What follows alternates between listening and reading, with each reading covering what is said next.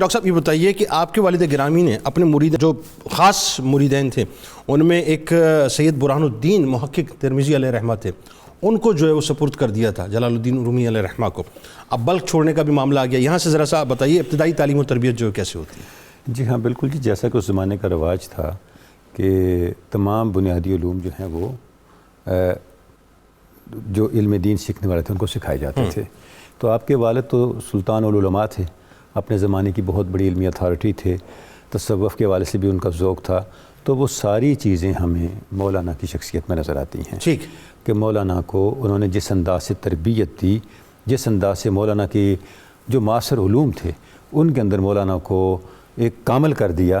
اچھا اب آپ یہ دیکھیں کہ اپنے پورے زمانے کے اندر جامی صاحب نے بھی اس پہ روشنی ڈالی کچھ کہ معاصر علوم کے حوالے سے کئی جہتوں میں آپ کو مولانا روم جو ہیں وہ منفرد نظر آئیں گے، اور اس کے پیچھے ظاہر ان کے والد گرامی کی اور ان کے متعین کردہ اساتذہ کی تربیت کار فرما تھی۔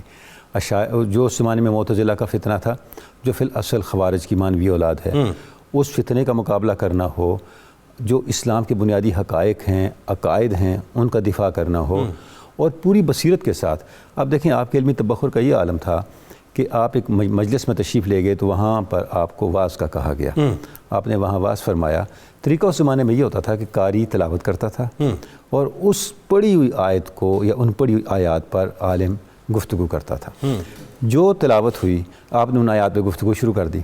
اچھا مجلس میں ان کے کوئی دور کے بڑے عالم بیٹھے تھے، انہوں نے سوچا کہ یہ عجیب ہی ہے، جو جی چاہے آیت پڑھوا دیتے ہیں پھر اس پہ اپنی مرضی سے بات شروع کر دیتے ہیں۔ تو مولانا نے اس کو مخاطب کیا، فرمایا میں نے قاری صاحب کو نہیں کہا کہ یہ آیتیں پڑھو، آپ کوئی آیت پڑھو۔ اس نے والضحیٰ واللیل اذا سجا پڑھا، آپ نے والضحیٰ کی واو پہ کلام شروع کیا، اور نشست ختم ہوگی کلام ختم نہیں ہوا۔ اللہ اکبر۔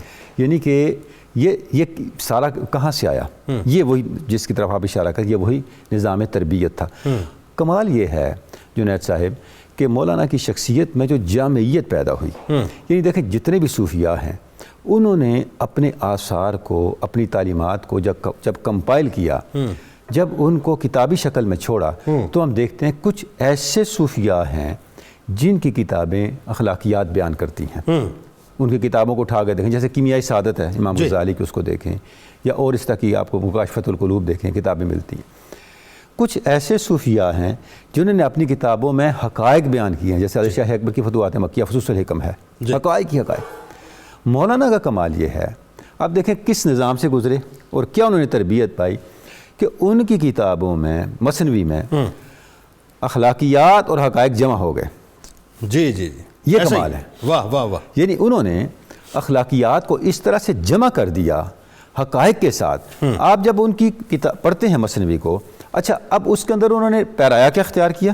حقائق کا پیرایا اختیار کیا کہ آپ کو لگتا ہے آپ کوئی واقعہ سن رہے ہیں، لیکن جیسے جیسے آپ اس واقعے کو پڑھتے چلے جاتے ہیں آپ کی اخلاقی تربیت ہوتی ہے، مورل ایلیویشن ہوتی ہے، اور ساتھ ساتھ آپ پہ حقائق کا انکشاف ہوتا چلا جاتا ہے۔ سبحان اللہ سبحان اللہ سبحان اللہ۔ یہ جو جامعیت ہے مولانا کی، کیونکہ دیکھیں کوئی بھی صوفی جو بڑا کامل ولی کامل ہیں اخلاقیات کو اوور لیپ نہیں کرتے جب تک اخلاقی تربیت نہیں ہوتی۔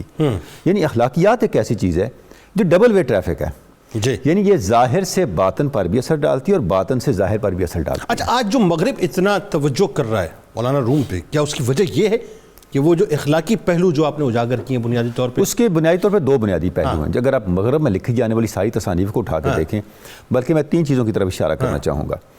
ایک تو ہے مولانا کا تصور عشق، جو مولانا کا محبت کا پیغام ہے، اس کی اپیل اتنی یونیورسل ہے کہ اس کو آپ نو نہیں کر سکتے۔ پہلا پہلو تو یہ۔ دوسرا مولانا کی انسانیت نوازی، واہ، جو انسان کا شرف ہے، انسان کی عظمت ہے، اور انسان کو تکریم دینا ہے، انسان کو پرائرٹائز کرنا ہے، انسانیت کی خدمت ہے، یہ اتنی زیادہ آپ کو مولانا میں نظر آتی ہے، آپ کی تعلیم کے اندر بھی اور خود آپ کی شخصیت کے اندر بھی نظر آتی ہے۔ آپ دیکھیں نا، آپ جا رہے ہیں اور آگے آپ دیکھتے ہیں کہ کچھ بچے کھیل رہے ہیں، بچے سارے اکٹھے ہو گئے مولانا سے ملنے کے لیے، ان کے ہاتھ چومنے لگے۔ ایک بچہ کھیل رہا تھا دور، اس نے کہا مولانا ٹھہرے، میں ذرا ابھی بزی ہوں، میں بھی آتا ہوں، میرا نہیں آپ کے ہاتھ چومے ہیں۔ آپ اس کے لیے کھڑے ہو گئے، اللہ تا وقت کو بچہ آپ کے پاس نہیں آیا۔ اس طرح کئی اور واقعات آپ کو آپ کی زندگی میں ملیں گے۔ دوسرا پہلو یہ ہے یہ دو وہ پہلو ہیں جن کی وجہ سے مولانا کی اپیل جو ہے وہ ہر آنے والے وقت میں بڑھتی چلی جا رہی ہے. لیکن ایک تیسرا پہلو جسے میں نظر انداز نہیں کرنا, وہ یہ ہے کہ مغرب میں لکھی جانے والی اکثر کتابوں میں چونکہ پرسپیکٹو بڑا میٹر کرتا ہے, یہ بھی ہو رہا ہے کہ جو اصل مولانا کی تعلیم کی فاؤنڈیشن ہے جی جی تھوڑی سی وہ اس سے ڈسلوکیٹڈ یعنی مجھے بھی ایسا محسوس ہوتا ہے کہ خاص ایجنڈے کو وہ ٹو کرتے اچھا اب دیکھیں میں اس پہ یہ کوٹ کرنا چاہوں گا, the eraser of Islam from the poetry of Rumi, یہ ویسے چھپنے والی کتاب ہے روزینہ علی کی. اس نے اس میں بڑی مثالیں دے کے اس کو ایکسپلین کیا ہے کہ اسلام کی بنیادی تعلیمات کو منیمائز کیا گیا ہے. اور حالانکہ جو مولانا کا تصور محبت ہے, تصور عشق ہے, وہ یہ نہیں ہے انسانیت کے لیے, وہ تو ظاہر ہے, وہ مجازی نہیں ہے. بالکل ٹھیک. وہ تو ظاہر سے گزر کے, وہ علامہ نے کہا تھا نا کہ ارتباط حرف و معنی اختلاط جان و تن, جس طرح اخگر کبا پوش اپنے پیرہن سے ہے, آپ نے انگارے کے ظاہر کو نہیں دیکھنا, اس کی آتش تک پہنچنا ہے. واہ. جو حرف کے ظاہر کو نہیں دیکھنا, اس کے معنی تک پہنچنا ہے. مولانا کا جو تصور عشق ہے وہ بنیادی طور پر حقیقت تک لے کے جانے والا ہے. یعنی وہ رقص سے بدن نہیں ہے, ورلنگ درویش ہے نا, وہ بدن کا رقص نہیں, وہ فی الحال روح کا رقص ہے.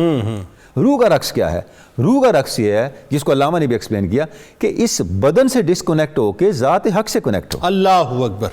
اچھا اب وہ ادھر نہیں جاتے پھر, ٹھیک ہے نا, وہ یہاں نہیں جاتے, وہ ان کے مطلب کی بات نہیں ہے. دیکھیں نا, غالب نے کہا تھا کہ میں سے غرض نشاط کس روح سیاہ کو ہے, یک گو نہ بے خودی دن رات چاہیے. اللہ اللہ. بس وہ جو یک گو نہ بے خودی ملتی ہے وہیں رک جاتے ہیں.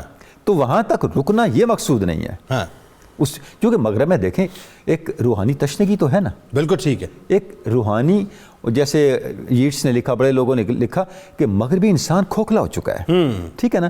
اب یہ جو کھوکھلا پن ہے, اب اس کا تدارک کرنے کے لیے کوئی سامان نہیں ہے. وہاں پہ ابن عربی آتے ہیں, ٹھیک ہے, وہاں پہ مولانا روم آتے ہیں, سادی آتے ہیں, ان کے پاس وہ جنس ہے. یہی وجہ کہ یہ دو شخصیات اتنی پاپولر ہیں ویسٹ میں, اتنے ان پہ پبلیکیشنز ہیں, اتنی سوسائٹیز ہیں, اتنے ڈسکشن فورمز ہیں.